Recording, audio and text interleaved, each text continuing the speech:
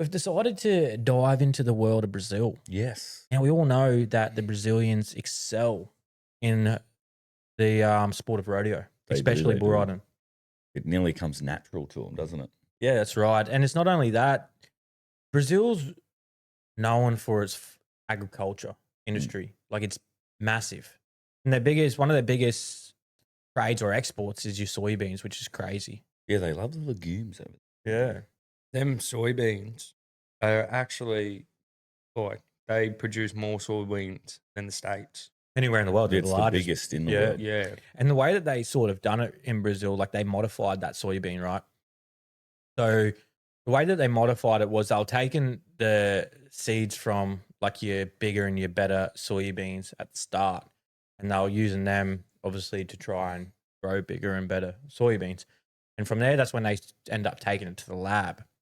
So when they took it to the lab, and they started fooling around with I don't know, like the DNA, you could call it, and they started adding and subtracting things to make it so that it's insect resistant. It's because the weather in Brazil fluctuates, so it can handle the weather and all these other things from the environmental factors, so they can get a better crop, like less chemical and adapting to the weather as well. They have a lot easier weather than like the conditions of Australia too. Like most of Brazil's subtropical, which is like our north, I guess. So it's heavier chance of rainfall than we cop in our southern sort of our nation.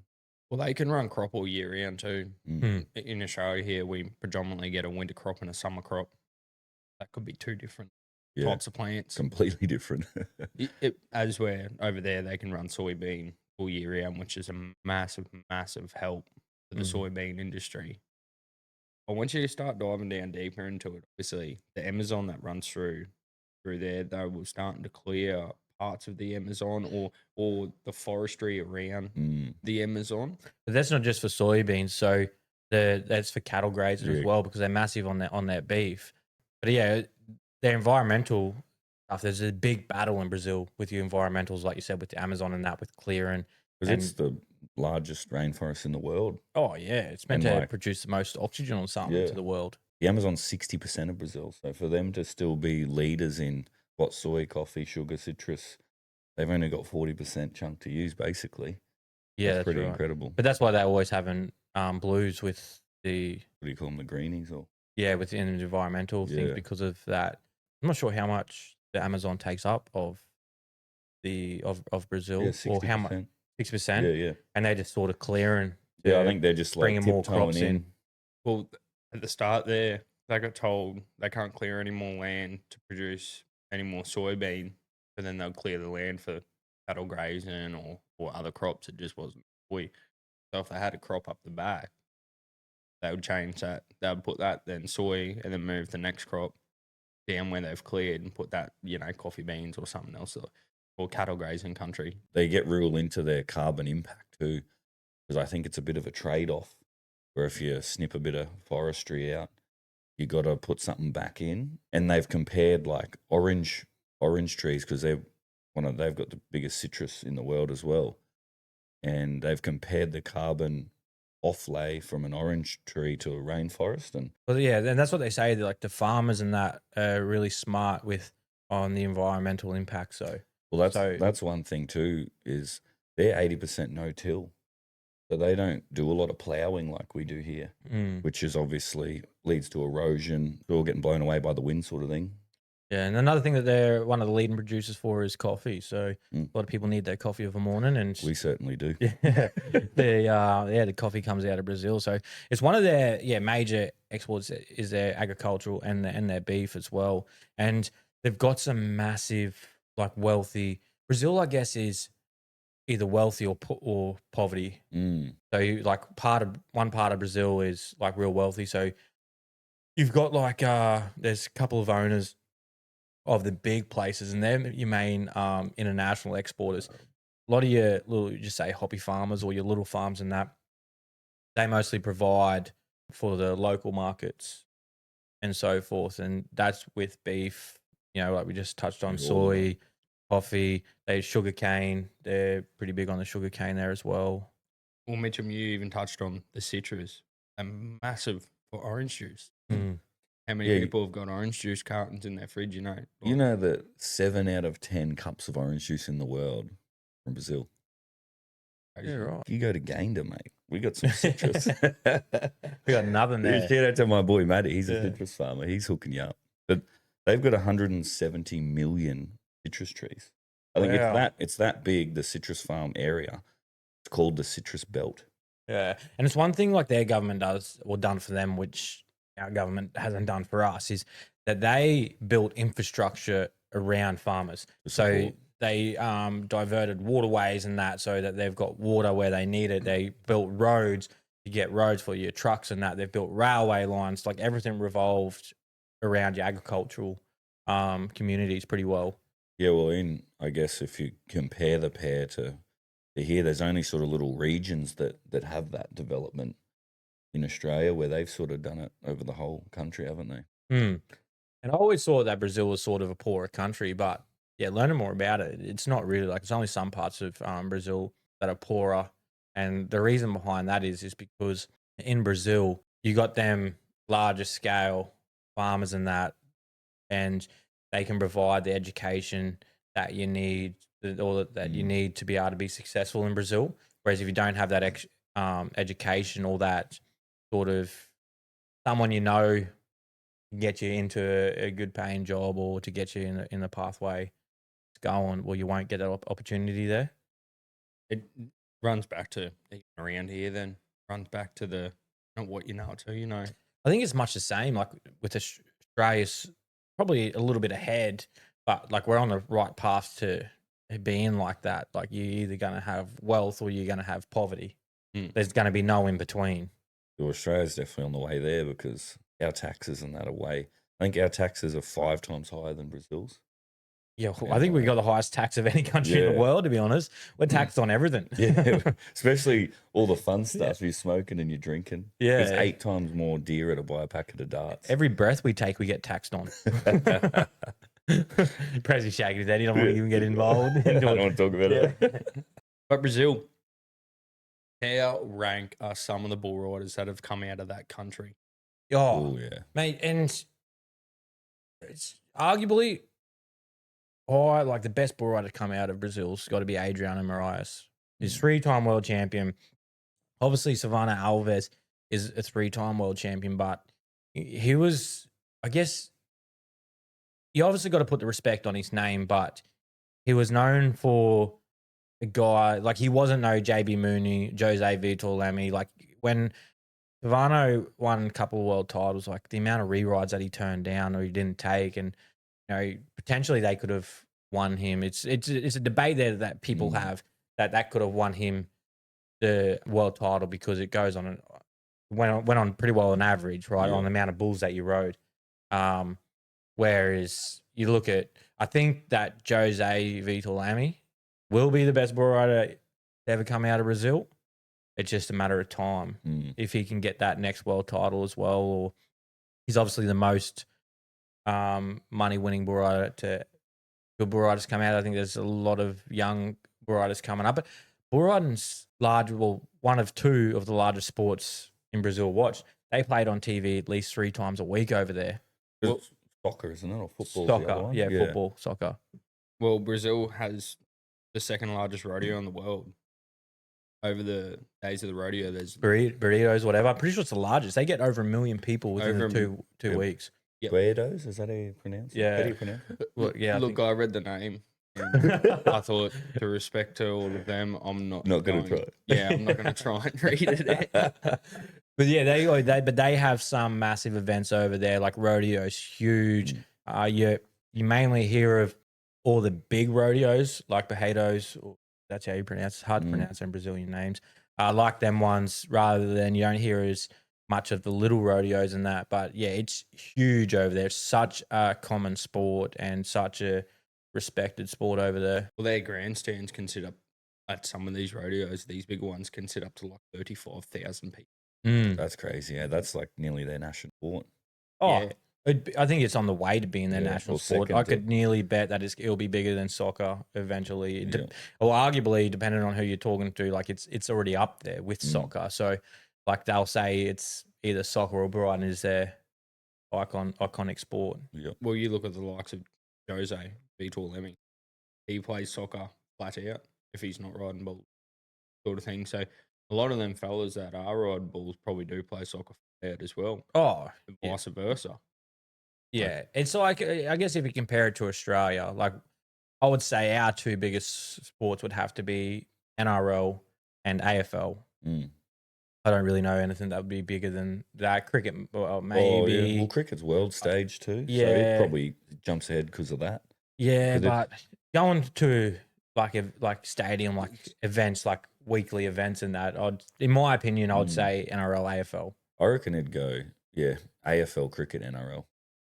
To compared to Brazil, like bull riding is just say the NRL stage. Yeah. What it is over there, Yeah. you know, and like that's pretty big. Like the fan base and like the fan base in Brazil is just incredible and passionate too, like a different level of passionate compared to other countries. Well, that's not just bull riding too. Like, Yeah, they- just in general, hey. yeah, that's just all round rodeo, and they dabble in it all. So can't complain there with them having a go as such and making this sport such a big sport and bringing it to being potentially one of their biggest sports in their country is amazing to see. Like how long till Australia start to push it, or the state starts pushing it, where it's you flick on the channel, 4 different channels of bull riding. Oh already. yeah, they've got that in the States. Obviously, they've got Mm. Cowboy Channel. They've got it RFD TV or whatever. They've got multiple channels there. Obviously, just comparing it to Australia and Brazil, the events as well. Like you don't see too many bareback riders from Brazil, saddle bronc riders, or Yeah, even that's- ropers. But the events are still there. But there's another event, I guess, that's not really known. And I wouldn't know what you'd compare it to, but it's not so much a rodeo event, but it's a Brazilian traditional event. I don't know how to pronounce it, but it's like a vaquejada. Let's just say that's how you pronounce it. Yeah, we'll I run with that. could be wrong. But what it is you've got like a rectangle, just say like a square rodeo arena, NRL football field. Yeah. Rectangle rodeo arena, let's just say that. And down that, it's got white lines. Just say, I don't know, every 20 meters, there's a white line. And you've got 2 horses, and it's sort of like bulldogging in a way. So you got your hazer, and so your horse that runs beside, and then you've got your guy that's running on the other side of the beast with the beast in the middle. And then they got to grab it by the tail, and there'd be some strength involved. And what they do is they grab it by the tail and they pull it over. Yeah. And it must be wherever they pull it over. Oh, how long it Is- takes to. Whatever line must be like, just say, let's compare it to NFL, how you got yards and Yeah. meters. So it must be a certain distance or something rather. I haven't actually looked too much into it, but yeah, I saw it. And yeah, so they let the beast out, 1 horse up each side, and they pulled over, and you got lines which must be indicators. It's like cool. bulldogging, but more meters rather than seconds. Yeah, and they don't jump off the horse. Oh, they don't jump. No, they off just it. ride Oh, beside okay. it, grab by the tail.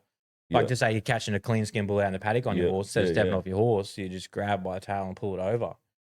So, but you know, it's sort of tough there at the moment. Like you got your animal libs and that are fighting that event, so it's not as common as it once was. But it's traditional Brazilian rodeo sport or Western sport, which is pretty cool. That is cool. When you jump into, like, a lot of people know about the Brazilian cowboys, right? But they don't know too much about the Brazilian bulls.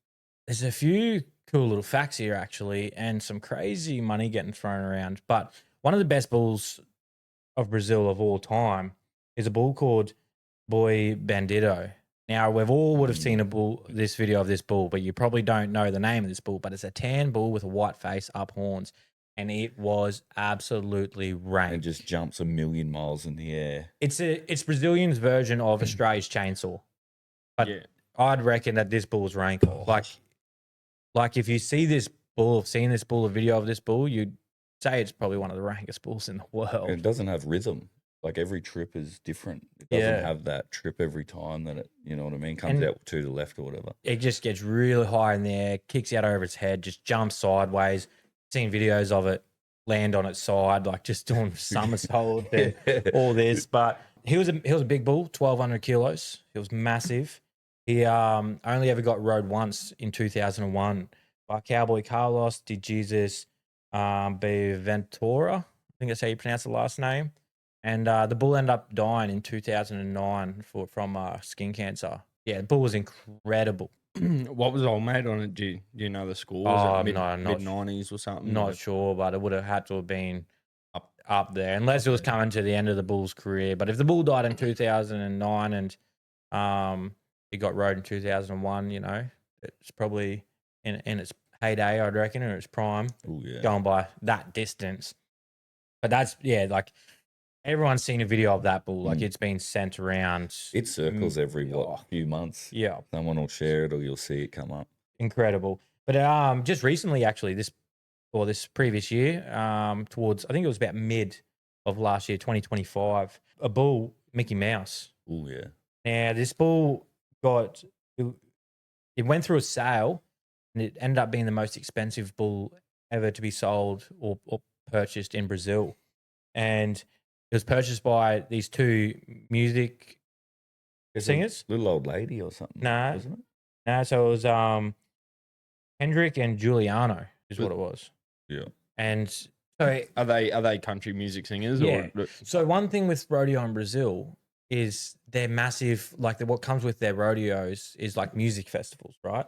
Yeah. So these like their country music over there, or their Brazilian music, which is, well, I'd like to say that it's mostly like country sort of music. Well, it's massive over there. But yeah, these two bought these bulls. So 50% of this bull was 600 Euro, whatever, whatever they call Their currency is, yeah. which is equivalent to 160,560 Australian dollars. Holy So shit! for the whole thing, that bull sold for 12 million, whatever Brazilian currency, which is equivalent to 321,120 Australian dollars. Fuck, that's good going for one bull. And I've seen some videos of this bull, and it's just a nice bull. Like it's not proper rank, but it must have just the best breeding or something going for it that these guys saw potential or wanted this bull for that reason. It's been rode a few times, but in that same sale, there's a bull called Acesso Nejado.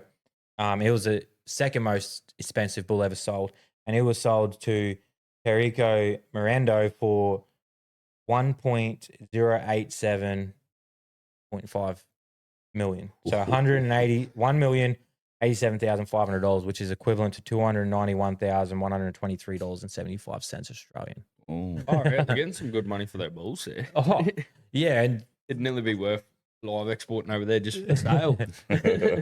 yeah, it's crazy, like the money that just going around, like, and that's how big that sport is. Obviously, like that, them figures speak for itself now. Yes. If they're pulling that kind of money, that's just a big player that's a big game in that country. Yeah. Another standout bull is a bull called Mandrake. And I'm pretty sure it was a 2024 bull of the year. Black Demon Rodeo Company owns it. And it died in 2025, June 18th. And it's got some offsprings. There's a bull going at the moment called Mandrake Jr. And I'm pretty sure, don't quote me, I'm pretty sure that was 2025 Buck and Bull of the year. So He throws a good calf. they have another bull there as well, another standout bull. And this bull reminds me a lot of the Warden. And it is probably one of the rankest bulls going around in the circuit right now. And its name is Requia do Tempo. That's a mouthful. Yeah, so the meaning of that name is relic of time. Ooh. So that's a meaning, like that's what the name of that Brazilian name refers back to. And it's rank, like it bucks. I don't think it's been rode yet. Like it's just 100% buck off. Right. Well, them riders that are coming out of Brazil, you understand why they can ride so well, because some of the rank that are coming out. Yeah, they got some big bulls over there too, because like a lot of their breeding over there, what they cross their rodeo stock with is your Simmental, your Charolais sort of cross, which is massive. Big front end. Yeah, big and big slabby back bulls. So yeah. Bye.